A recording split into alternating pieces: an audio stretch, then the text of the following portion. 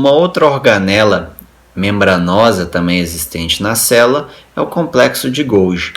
Então ele é formado por um grupo ali de sacos achatados e empilhados, como a gente pode ver na figura da direita, que são chamados de dictiossomos. Isso eu não preciso de gravar esse nome, é só para saber que tem um nome para aqueles sacos achatados ali. Então o complexo de Golgi está representado aí na figura mais da direita. Muitas vezes esse complexo de Golgi ele vai aparecer ligado ao retículo endoplasmático, né? Então você tem lá no núcleo da célula, na carioteca ali, que é a membrana plasmática do núcleo, você tem o retículo rugoso aderido.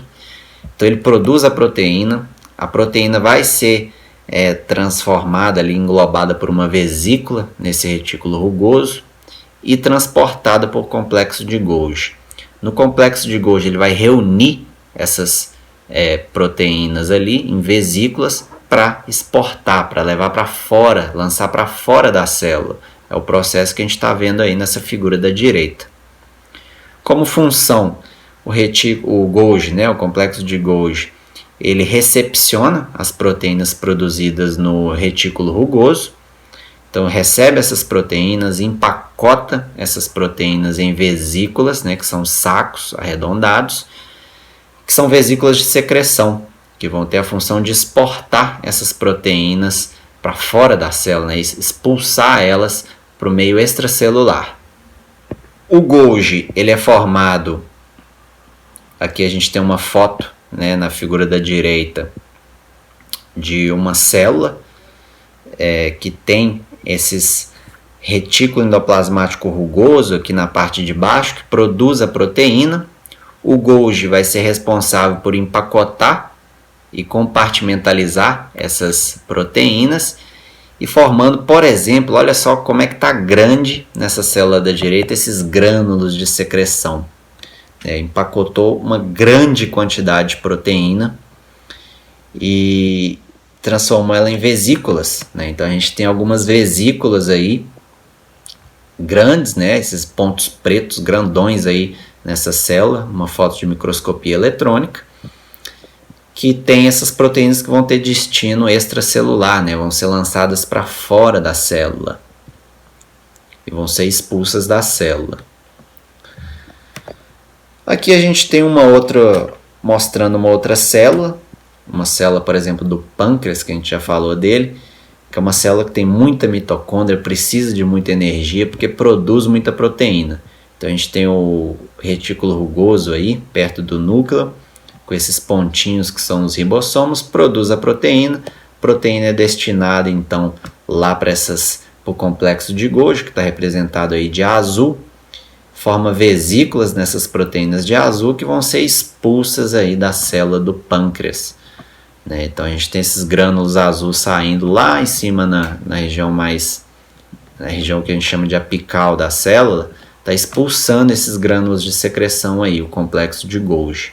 Uma outra função do complexo de Golgi é a produção de muco, né? Nas células caliciformes lá do intestino grosso, produzem um muco, né, formado de carboidrato e proteína, são as glicoproteínas. E esse muco ele é importante nas células do intestino grosso porque ele vai lubrificar esse intestino grosso, justamente para facilitar a saída ou a passagem das fezes nesse intestino grosso. Então aqui na figura da direita a gente está vendo uma célula caliciforme, com esse formato, ela tem esse nome de caliciforme porque tem um formato tipo de um cálice, né? Ela é mais achatada na parte de cima e mais afinada na parte de baixo. Então a gente tem um núcleo dessa célula, é uma célula que produz bastante proteína, então tem muita mitocôndria para dar energia.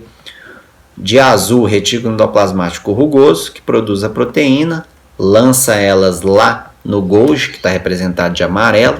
Esse Golgi empacota essas proteínas e armazena tudo na região mais apical, né, na região de cima da célula aí. Olha esse tanto de grânulos amarelos aí. Tudo foram empacotados lá no complexo de Golgi. São proteínas, né, formado aí uma associação, né, de proteínas e carboidratos. Está formando esses grânulos amarelos que vão ser lançadas lá no intestino grosso para lubrificar esse intestino grosso e facilitar a passagem das fezes. O complexo de Golgi ele participa também da formação do acrossomo nos espermatozoides dos mamíferos. A gente pode ver aí na figura da direita que no espermatozoide dos mamíferos tem uma capa ali na cabeça do espermatozoide chamada de acrossomo, que vai ser muito rico em proteínas, né? Vão ter várias enzimas ali nesse acrossomo. E essas enzimas são produzidas lá no rugoso, retículo rugoso, são transportadas para o Golgi. Lá elas são empacotadas e transformam então no acrossomo, né? E esse acrossomo ele vai liberar essas proteínas, né, que vão atuar como enzimas na hora de realizar a fecundação. Essas enzimas vão ser importantes para furar a parede ali do óvulo e fecundar esse óvulo e gerar um embrião. Uma outra organela são os lisossomos. Novamente eu coloquei aqui uma imagem de microscopia eletrônica de um macrófago que tem esses lisossomos, né, esses pontos pretos, essas vesículas pretas grandes aí. Então são organelas de formato geralmente esférico, membranosas, né, aquela constituição de membrana similar à membrana plasmática, e vão conter enzimas digestivas, né? Enzimas são proteínas digestivas, são produzidas lá no Golgi, lá no rugoso, empacotadas no Golgi e transportadas lá para o lisossomo. Tem a função os lisossomos de realizar uma digestão intracelular, né, de partículas que são englobadas ali, que a gente chama de fagocitadas pelo macrófago. Então ele engloba partículas estranhas, bactérias, partículas estranhas, vírus ou algum outro componente estranho ali que está circulando no seu sangue. Esse glóbulo branco, que é o macrófago, engloba essa partícula e dentro desse macrófago a gente tem os lisossomos ali com enzimas prontas para destruir essa partícula estranha que foi englobada ou fagocitada. Os lisossomos têm a função também de destruir aquela sucata celular. Então, células que já vão morrer, geralmente os lisossomos que destroem ela, aquelas células velhas. Os lisossomos que vão destruir elas. Algumas doenças, né, como a silicose, aquela doença dos mineiros, pessoas que trabalham lá nas minas, né, extraindo lá os metais preciosos, atacam os pulmões. E aí naquelas células ali dos pulmões ocorre uma ruptura de lisossomos e os lisossomos vão estar repletos de enzimas digestivas que vão atacar, né, essas células do pulmão e causar uma doença conhecida como silicose. Então isso afeta as células do pulmão, causando ali a digestão desses componentes celulares e provavelmente morte dessas células ali do pulmão. Alguns casos de artrite, que é uma doença das articulações ósseas, estão associados justamente à liberação dessas enzimas lisossômicas no interior das células. E também quando uma célula está velha, né, na morte, ocorre uma morte aí de células em organismos pluricelulares, esse processo de autodestruição é mediado justamente pelos lisossomos. Eles rompem a membrana deles, liberam as enzimas digestivas ali no citosol da célula, né, no hialoplasma ali, e digerem, né, acabam matando, reciclando, digamos assim, essas células. Então aqui um processo do glóbulo branco, tá? O macrófago englobando uma partícula estranha. Então ele emite esses pseudópodes, fagocita essa partícula estranha, que a gente está vendo aqui essa aglomeração rosa, né, digamos rosa aí na parte esquerda dessa figura. Lá no Golgi já tem enzimas prontas, empacotadas no formato de vesículas para serem encaminhadas ali, se transformam em lisossomos, né, lá do Golgi. O Golgi acaba empacotando proteínas que vão atuar como enzimas e originando os lisossomos, né? O lisossomo tem essa origem lá do Golgi. Então, retículo produziu proteína, mandou para o Golgi empacotou essas proteínas, transformou esse pacote de proteínas em lisossomo e envia lá para o glóbulo branco, justamente nessa partícula que foi englobada, essa partícula estranha, uma bactéria, por exemplo, e aí ocorre uma união desse lisossomo com essa partícula estranha. Na hora que esse lisossomo engloba, né, que forma esse chamado lisossomo secundário ou vacúolo digestivo, esse lisossomo lança suas enzimas ali e tenta neutralizar, né, destruir essa partícula estranha. Bom, ocorre a formação de um vacúolo residual, né, e posteriormente ele vai ser eliminado ali pela célula, né? As partículas que não têm interesse para a célula são eliminadas e algumas proteínas que ela pode reaproveitar dessa digestão que aconteceu vão permanecer no citoplasma da célula. Uma outra organela que a gente vai falar é a mitocôndria. A gente pode ver ela na figura da direita. Ela é uma organela de formato globular ou então alongado. E ela possui também uma membrana, né, lipoproteica dupla, similar àquela da membrana plasmática, que vocês conhecem bem, que eu já falei nessa aula de hoje. Mas aí ela tem uma característica. A parte interna é preguiada. Então você está vendo que essa membrana faz dobras internas ali na mitocôndria e acontece ali uma série de reações nessas dobras. Então as mitocôndrias elas possuem um DNA próprio, tá? Com filamentos duplos e circulares que são semelhantes ao DNA de bactéria, aquele DNA circular, né? Que a bactéria tem o que a gente chama de plasmídio, né? Que é um DNA circular. Esse da mitocôndria é muito semelhante a esse DNA bacteriano circular. E aí, além de DNA, a mitocôndria apresenta também os 3 tipos de RNA: o mensageiro, o RNA ribossomal e o RNA transportador. Então aqui na figura da direita a gente está vendo uma foto de microscopia eletrônica e a gente tem uma mitocôndria, né, que vai ter a função de produzir energia para a célula e tem esse pregueamento interno aí onde vai acontecer várias reações bem complexas. Bom, as mitocôndrias elas apresentam ribossomos de tamanho menor do que aqueles que estão no citoplasma das células e se assemelham bastante em questão de tamanho e constituição química dos ribossomos das bactérias. As mitocôndrias produzem também uma pequena quantidade de proteínas. A maior parte das proteínas que estão na mitocôndria vieram lá dos ribossomos, da célula mesmo, sem ser o ribossomo mitocondrial, né? O ribossomo lá aderido ao rugoso, por exemplo, ele produz proteínas e vão ter o destino lá dentro da mitocôndria. Mas a própria mitocôndria tem alguns ribossomos de tamanho menor, né, similares ao ribossomo de bactérias. E esses ribossomos eles vão produzir também uma pequena quantidade de proteínas. Mas a maior quantidade de proteínas que tem na mitocôndria veio de fora da mitocôndria, tá? A mitocôndria ela apresenta também um DNA de origem exclusivamente materna, né? Então é só a mãe que transfere para o filho esse DNA mitocondrial. Por quê?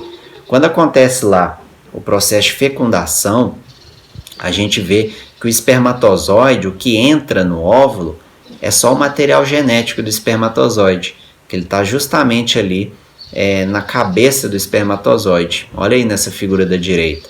Na parte de cima tem o material genético dentro do núcleo, né? E é essa parte que entra lá para dentro do óvulo. Já a cauda tem ali uma bainha mitocondrial nessa cauda. A gente pode ver que tem umas mitocôndrias na cauda desse espermatozoide.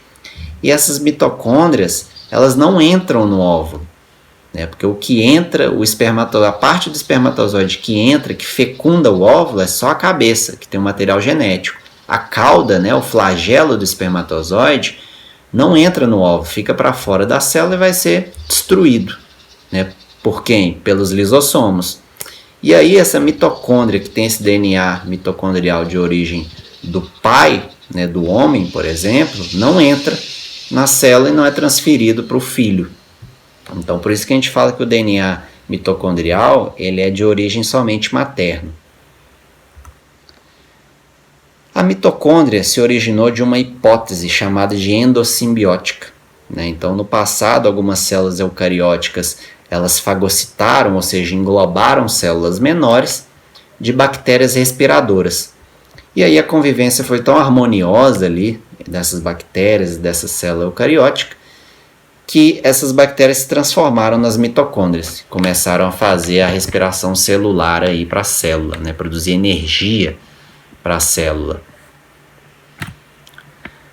Bom, outra organela que a gente vai falar são os cloroplastos. Os cloroplastos eles estão presentes nos vegetais, em formato geralmente esférico, ali mais alongado.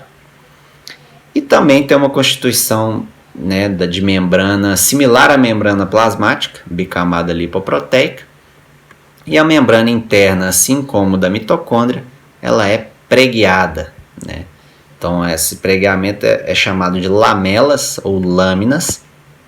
E de cada lamela brotam aí lamelas menores, né, que são os tilacoides, são similares a moedas redondas aí. E o cloroplasto tem a função de fotossíntese, né? Então vai absorver gás carbônico e eliminar oxigênio, né? Vai fazer a fotossíntese aí nas células vegetais. Assim como a mitocôndria, os cloroplastos têm DNA próprio, tem ali, um DNA similar, né? Aquele também não é um DNA parecido com o DNA da célula mesmo, do núcleo celular, é um DNA diferenciado. Mas o cloroplasto tem um DNA próprio, tem ribossomos ali próprios que vão sintetizar, produzir proteínas, assim como o que ocorre nas mitocôndrias, e são capazes de se duplicar, né? Então, novamente, o cloroplasto é uma outra organela que tem uma origem aí dessa hipótese endossimbiótica, né? Então, células eucarióticas ingeriram cianobactérias, que faziam fotossíntese, e aí a convivência foi tão harmoniosa que ao longo do tempo essas cianobactérias se transformaram nos cloroplastos. Então aqui nesse esquema da figura da direita a gente tem uma célula eucariótica que engloba uma cianobactéria aqui de vermelho. Essa convivência fica tão harmoniosa que ao longo dos anos essa cianobactéria se transforma em cloroplastos e começa a fazer fotossíntese aí para a célula vegetal. Uma outra organela existente na célula são os peroxissomos, que são essas estruturas aí arredondadas, que a gente está vendo na figura da direita. E aqui na microscopia eletrônica a gente tem só essas manchas mais escuras aqui, 2 pontos do lado esquerdo, que são correspondentes aos peroxissomos. É uma pequena organela que vai possuir uma única membrana, então a constituição já é diferente da membrana plasmática. Aqui só tem uma membrana e não uma membrana dupla, como na membrana plasmática. Também são capazes de se duplicarem e tem a função de apresentar proteínas ali, ou seja, enzimas, que vão atuar inativando substâncias tóxicas nas células do fígado, né? O álcool, por exemplo, é uma dessas substâncias, né, que a pessoa consome muita bebida alcoólica. Os peroxissomos ajudam ali nas células do fígado, participam de reações que vão destruir, né, reciclar ali, destruir esse álcool que foi ingerido na corrente sanguínea ali, que está presente, né, na corrente sanguínea. Tem uma função também os peroxissomos de quebrar lipídio, participar na produção de outros lipídios como colesterol. E uma doença neurológica abordada aí no filme O Óleo de Lorenzo, ela é resultante justamente da deficiência dos peroxissomos em degradar lipídios, né? Mais precisamente lipídios conhecidos como ácidos graxos. E aí o que acontece? Esses lipídios acumulam lá nas células do neurônio. Olha um neurônio aí representado na figura da direita. Tá vendo essa parte amarela? É chamada de bainha de mielina, é onde o impulso nervoso passa por esse neurônio. Esses ácidos graxos, lipídios, né, quando os peroxissomos são deficientes, eles não conseguem degradar esses ácidos graxos. Esses ácidos graxos acumulam nessa bainha de mielina, que é um revestimento ali formado à base de lipídio que tem nesse neurônio, e dificulta a passagem do impulso nervoso, né? Então causa uma deficiência neurológica, acarreta vários problemas para para as células, para esses neurônios.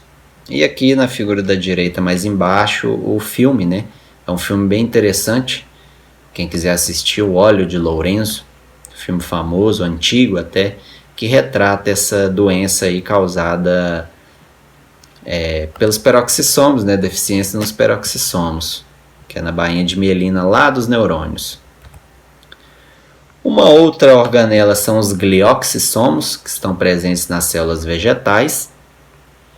E é um tipo de peroxissomo, tá? Que tem um nome especial lá na célula vegetal. Em vez de chamar peroxissomo, chama glioxissomo. Tem a função, por exemplo, nas sementes, quebrar também lipídio em partículas menores, né, para ser aproveitadas aí na célula. Acaba que esses lipídios são convertidos lá em reações, se transformam em glicose, né, que é um carboidrato, e podem ser utilizadas ali pelo embrião, né, para crescer. Uma outra organela existente na célula são os centríolos. Os centríolos, como vocês estão vendo na figura da direita, são esses microtúbulos aí. São organelas que não têm membranas, participam do processo de divisão celular, formam ali umas fibras que auxiliam no deslocamento dos cromossomos quando está ocorrendo lá o processo de divisão celular. Estão presentes em animais, algas, vegetais como briófitas e pteridófitas, e está ausente ali nos fungos mais complexos, gimnospermas e angiospermas, e até mesmo nos nematóides. E são basicamente esses centríolos composto de cilindros, né, de proteínas, como a gente está vendo na figura da direita aí, de rosa. Esses centríolos, eles são autoduplicáveis, eles participam ali do processo de divisão celular, formando então essas fibras do fuso, né, que vão auxiliar no deslocamento dos cromossomos. Aqui de amarelo, essa rede ali, esses centríolos, né, esses vários microtúbulos que vão lançar, olha aí na figura da esquerda aí, o centríolo está lá na parte de cima da célula, lançando algumas fibras ali que vão arrastar os cromossomos, né, auxiliar no processo de divisão. E por fim, a última organela que eu quero falar é o citoesqueleto, né? É justamente aquela armadura que vai sustentar a célula. Então ele é formado por vários tipos também de fibras à base de proteína que vão cruzar as células em diferentes direções. E aí forma uma verdadeira rede, né, ou armadura para sustentar ali o hialoplasma das células. Então tem a função de conferir a consistência e firmeza para as células. Bom, essa foi a matéria da primeira semana e segunda semana do PET, do segundo ano do ensino médio. E deixa aí suas dúvidas, tá? Pode entrar em contato comigo por e-mail para perguntar aí se vocês têm alguma dúvida. Eu vou estar disponibilizando também no Google Meet, tá? Essa aula aqui, a gente vai tirar dúvidas lá, vai fazer a correção também do PET, né? Eu vou disponibilizar uma videoaula de correção também, além do Google Meet, tá? Então, para quem assistiu, muito obrigado e até a próxima aula.